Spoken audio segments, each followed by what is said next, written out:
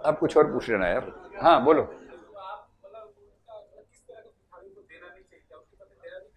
नहीं, भिखारी के प्रति दया नहीं चाहिए, लेकिन उस दया का परिणाम उस कृत्य में नहीं होना चाहिए कि आप उसको पैसा दें। किस तरह के भिखारी को देना चाहिए? भिखारियों के 5 प्रकार होते हैं।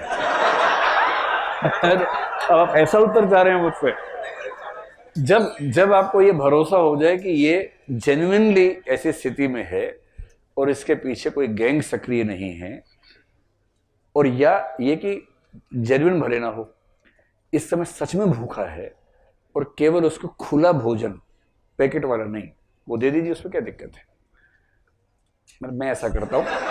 मैं आपसे ये नहीं कह रहा कि आप ऐसा करें, मैं ऐसा करता हूं। चलो, सिविल सर्विस की ट्रेनिंग में या किसी बड़े व्यक्ति को एम्पैथी सिखाने का पहला तरीका क्या है? कुछ ऐसी फिल्में, कुछ ऐसे नॉवेल्स, या कुछ भी ऐसा जिसमें एक कंसेप्ट डेवलप हो किसी वंचित वर्ग के प्रति। इसका कोई एग्जाम्पल अगर फिल्म का देना हो तो जैसे बागबान एक अच्छा एग्जाम्पल आपने दिया।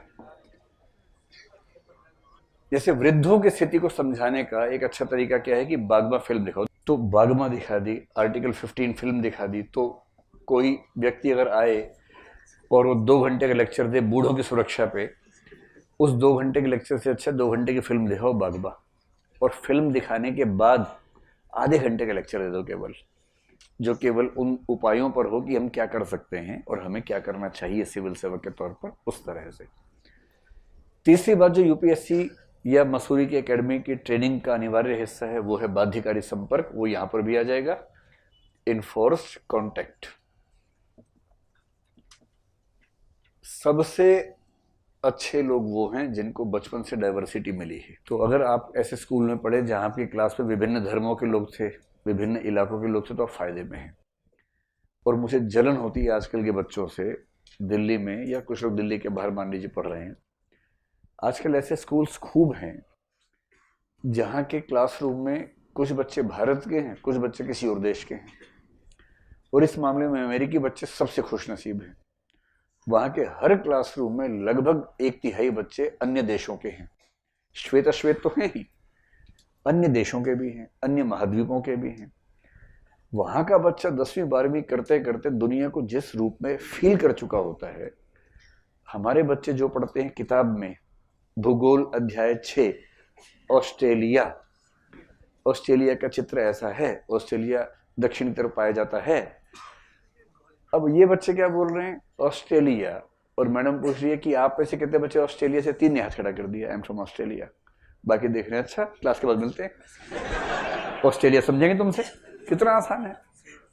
वहां डाइवर्सिटी का ये स्तर है। और अमेरिका की सफलता की सबसे बड़ी शक्तियों में मेरी राय में एक शक्ति है डाइवर्सिटी, सबसे बड़ी शक्ति।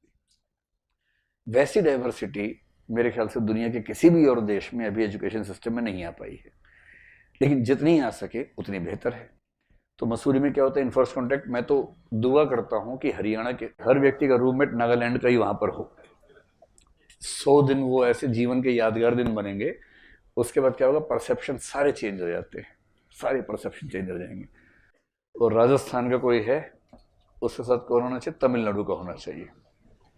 और तमिलनाडु का भी ऐसा जिसको इंग्लिश ना आती हो, हिंदी ना आती हो, तमिल माध्यम से सिलेक्ट हुआ हो और ये हिंदी माध्यम से हुआ हो। उसके बाद एक फिल्म आई थी एक दूजे के लिए, ध्यान है आप लोगों को? उस फिल्म में क्या हुआ कि नायक नायिका की भाषा अलग अलग है, लेकिन प्यार हो गया है, एक बार देखा उसी में लट्टू हो गए, क्या करें? अब वो कैसे मैसेज का आदान प्रदान करे कि नायक अपने घर में, नायिका पड़ोसी घर में। एक लाइट जला रहा है, वो लाइट बुझा रही है, फिर इसने जलाई, उसने बुझाई, उसने बुझाई, इसने जलाई, तो ये संवाद हो रहा है कि हाँ बातचीत चल रही है। और माँ बाप देख रहे हैं कि क्या हो रहा है, सब light on off on off. फिर देखा उस घर में ऑन ऑफ हो रही है, तो उनको समझ में आया कि मामला गड़बड़ है। इधर नायक ने एक म्यूजिक का इंस्ट्रूमेंट बजाया ऐसे, लड़की ने एक कपड़ा पटका धोते हुए जोर से, नायक खुश हुआ, फिर बांसुरी बजाई, फिर कपड़ा पटका उसने, और ऐसे संवाद चल रहा है।